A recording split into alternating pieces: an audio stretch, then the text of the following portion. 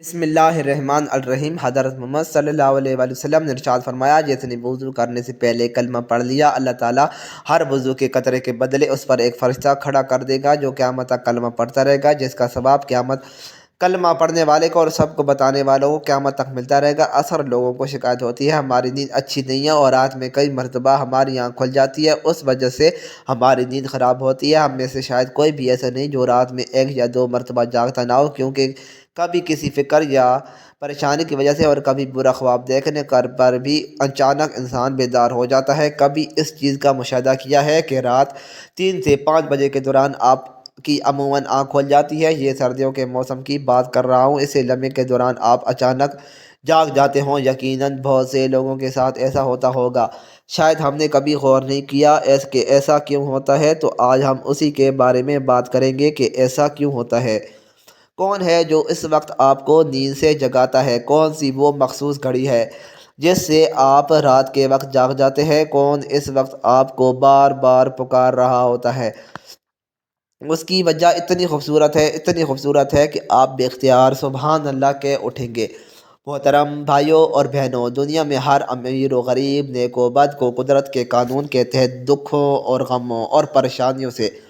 کسی نہ کسی شکل میں ضرور واسطہ پڑتا ہے، اور دنیا مصیبتوں اور غموں اور پریشانیوں کا گھر ہے۔ اللہ کے رسول صلی اللہ علیہ وآلہ وسلم کا فرمان بھی ہے، تو بعض لوگ اولاد کی نافرمانی کی وجہ سے پریشان ہیں۔ کچھ لوگ مال و اسباب کے ختم ہو جانے پر غم میں ڈوبے رہتے ہیں، یعنی انسان کسی نہ کسی فکا یا پریشانی کی وجہ سے نیند کی کمی کا شکار ہوتا ہے، اور اس ذہنی پریشانی کی وجہ سے رات کو بار بار آنکھ کھلتی رہتی ہے۔ لیکن عموماً ایسا ہوتا ہے کہ رات مخصوص وقت یعنی 3 سے 5 بجے کے درمیان ہم اچانک سے جاگ جاتے ہیں، اور گرمیوں کے موسم میں یہ وقت تبدیل ہو جاتا ہے، لمحوں میں ہم اچانک جاگ جاتے ہیں۔ یہ صورتحال بہت سے کم لوگوں کے ساتھ پیش آتی ہے، یقیناً بہت کم لوگوں کے ساتھ ایسا ہوتا ہوگا، لیکن شاید کبھی آپ نے اس پر غور و فکر نہیں کیا ہوگا کہ ایسا کیوں ہوتا ہے۔ اگر ایسے ہو تو اس وقت آپ نے کیا کرنا ہے، تو چلے نبی کریم صلی اللہ علیہ وآلہ وسلم کی احادیث مبارکہ کی روشنی میں آپ حضرات کو بتاتے چلے کہ ایسا کیوں ہوتا ہے، اور پھر آپ حضرات کو حدیث اور جدید سائنس کی روشنی میں بھی بتائیں گے کہ اگر دوبارہ آپ کے ساتھ ایسا ہو تو اس وقت آپ کو ایسا کیا کرنا چاہیے جس سے آپ کی زندگی میں ہر خوشی مل جائے۔ اگر رات 3 سے 5 بجے کے درمیان اچانک بیدار ہو جاتے ہیں، اچانک نیند سے جاگ جاتے ہیں، تو یاد رکھیں آپ کسی مرض میں مبتلا نہیں، آپ کسی بیماری میں مبتلا نہیں، بلکہ آپ خوش نصیب ہیں، کیونکہ اس لمحے کے دوران آپ کا رب آپ کو یاد کرتا ہے۔ یہ رحمت کے فرشتے ہوتے ہیں جو آپ کو بار بار نیند سے اٹھاتے ہیں، نیند سے جگاتے ہیں۔ رات کے وقت اللہ تعالیٰ اپنے بندوں کے زیادہ قریب ہوتا ہے تاکہ وہ ان کے لیے رحمت اور توبہ کے دروازے پوری طرح کھول دے۔ حضرت ابو ہریرہ رضی اللہ تعالیٰ عنہ سے روایت ہے کہ حضور اکرم صلی اللہ علیہ وآلہ وسلم نے فرمایا، ہمارا بزرگ و برتر پروردگار ہر رات آسمانی دنیا پر نزول فرماتا ہے۔ جب آخری تہائی حصہ باقی رہ جاتا ہے تو آواز دیتا ہے، اعلان کرتا ہے، کون ہے جو مجھ سے دعا کرے اور میں اس کی دعا کو قبول کروں؟ کون ہے جو مجھ سے سوال کرے میں اس کو اس کی مطلوبہ چیز عطا کروں؟ کون ہے جو مجھ سے بخشش طلب کرے اور میں اسے بخشش دوں؟ حضرت ابو سعید خدری رضی اللہ تعالیٰ عنہ اور حضرت ابو ہریرہ رضی اللہ تعالیٰ عنہ سے مروی ہے، وہ بیان کرتے ہیں کہ رسول اکرم صلی اللہ تعالیٰ علیہ وآلہ وسلم نے فرمایا، اللہ تعالیٰ توقف فرماتا ہے یہاں تک کہ 1/3 رات گزر جاتی ہے تو آسمانی دنیا پر نزول فرماتا ہے اور آواز دیتا ہے، کوئی مغفرت کا طلبگار ہے میں اس کی مغفرت کروں، کوئی توبہ کرنے والا کہ میں اس کی توبہ کو قبول کروں، ہے کوئی سائل کہ میں اسے عطا کروں، اور ہے کوئی مجھ سے مانگنے والا کہ دعا کرنے والا کہ میں اس کی دعا کو قبول کروں، حتیٰ کہ فجر طلوع ہو جاتی ہے۔ دوستو، ان احادیث کا مقصد یہ ہے کہ آپ کو اس قیمتی وقت کی اہمیت کا بتاتے چلے کہ یہ وقت کتنی اہمیت کا حامل ہے۔ جب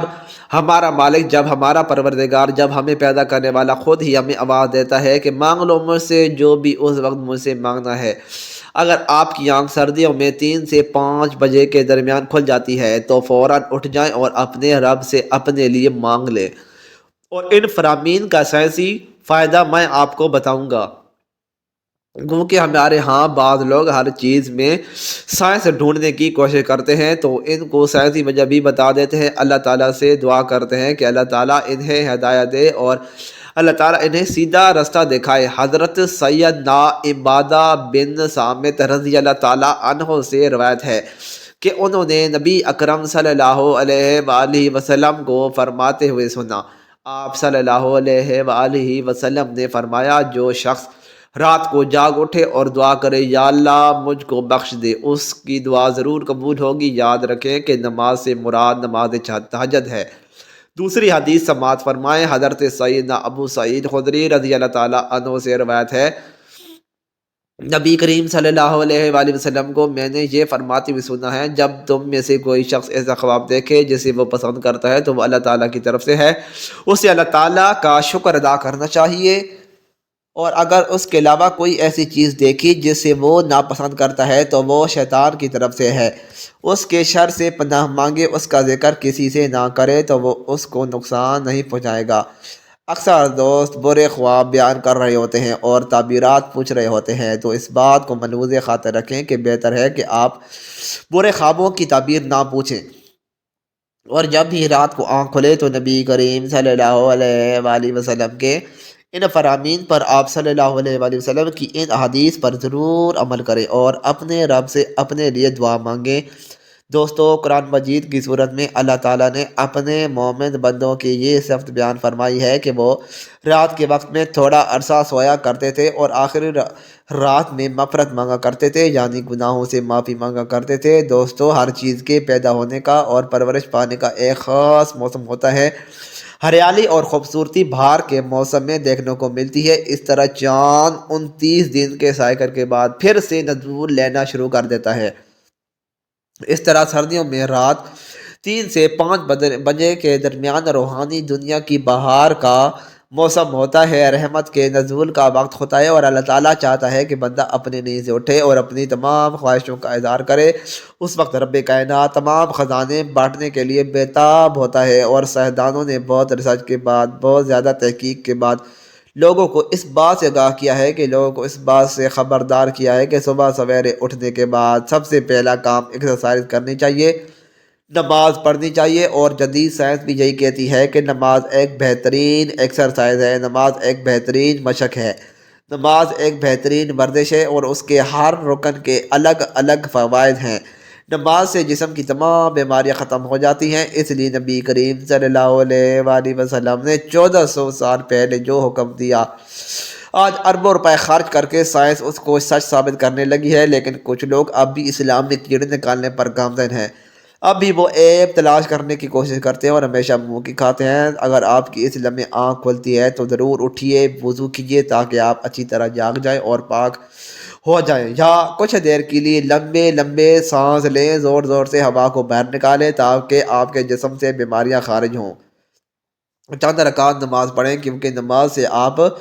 کی ایکسرسائز ہو جائے گی، اور سجدہ کرتے وقت جب آپ کو نیچے جھکتے ہیں، جب آپ سر کو نیچے زمین پر ٹیکتے ہیں تو دماغ کو زیادہ سکون ملتا ہے۔ نماز میں سجدے کی حالت میں بندہ مومن کے لیے اللہ تعالیٰ کی بندگی کے حوالے سے بہترین حالت ہے، اور یہی